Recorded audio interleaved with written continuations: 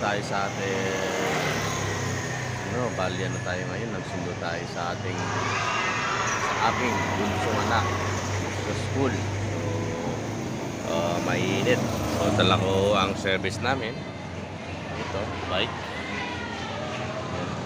Bike ko.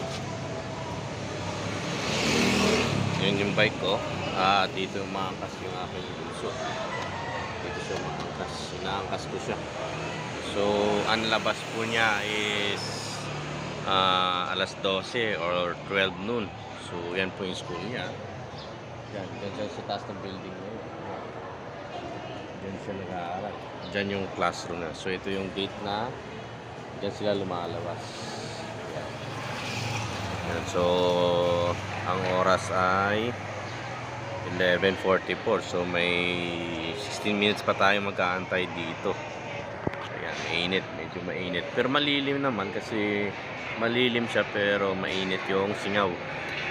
Kaya naging malilim is meron building dito sa harap yung pinag-aantay natin. Yung building ito. Tatlong building. Ayan. So kanina bago umalis ng bahay o bago tayo sumundo ay nag-aral-aral muna tayo ng mga standard na dapat i-pag-aralan para pagdating dun sa operation na ay hindi na tayo mahirapan. So nag-take note tayo at para chinek ko lahat ng mga dapat i-check or yun nga isinulat ko sa aking notebook. Yan, medyo maingay ngayon dito kasi nagbababa yata ang gamit ang truck. Yan, nagbababa siya. So antay natin ang ating bunso sundo ayan.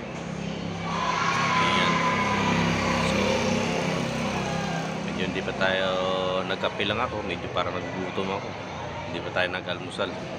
Ayan, ito yung ating pinag-antayan, waiting dito. May mga parents na rin doon, tsaka itong service. Ayan, mga ka-schoolmate ng aking bunso. Alas sabay-sabay naman sila maglalabasan mamaya. Ayan, mainit. So I think ngayong araw pala is maghapon tayo mag-aaral. So yung pinag-aaralan ko ngayong araw na to mula kaninang umaga ay isang product pa lang. Yun kumbaga yun namin, yung pinaka main product namin. So kakabisiduhin ko yun at i-memorize ko para hindi tayo mahirapan pagdating sa operation na. Kaya napaka-importante kasi yun. Pag wala kang knowledge na gano'n, ay nako, hindi mo hindi ka tawag niyan. Pag hindi mo isinapuso or minemorize yun, hindi mo maayos ang product na ibibigay mo sa customer. So wait natin ang ating bunso, update na lang. Pag nandito na, saka na lang ako mag-open. Ayan, sige. Wait, update na lang po. Itong service natin ito, matagal na rin to. Hindi na natin napa-condition, kumbaga hindi na, may mga dapat palitin. Hindi pa natin napalitan. Tulad itong kadena, ayan. Medyo na yan. Medyo gamit na. Luma na. Tsaka itong ang tawag ito, yung hubs niya, papalitan din natin yan pag nagkapera tayo.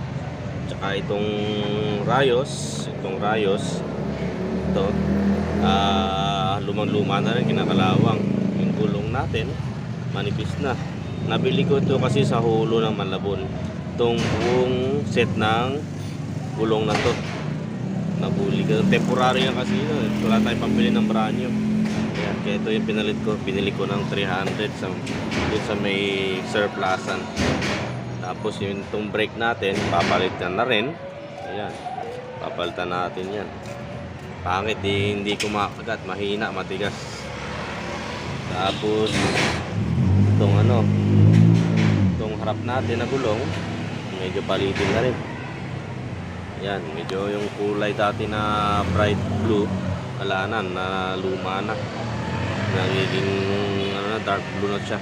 Pati yung upuan natin, medyo sira na. At sana, dream ko na magkamotor na tayo para hindi na tayo mahirapan sa pagbiyahe-biyahe. So, may mga tali tayo dito na extra. Ayan. So, kailangan ko palang i-adjust itong stand, higpitan.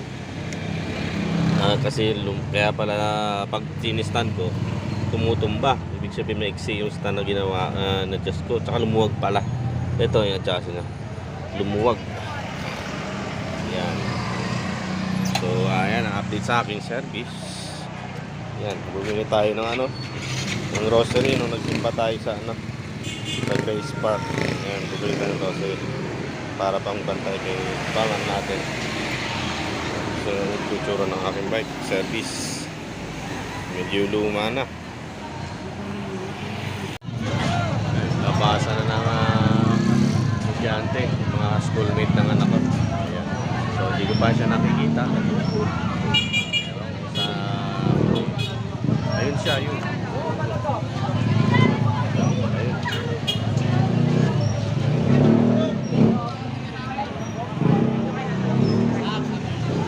Ayun sila, ayun. Sama sa mga klase. Yan.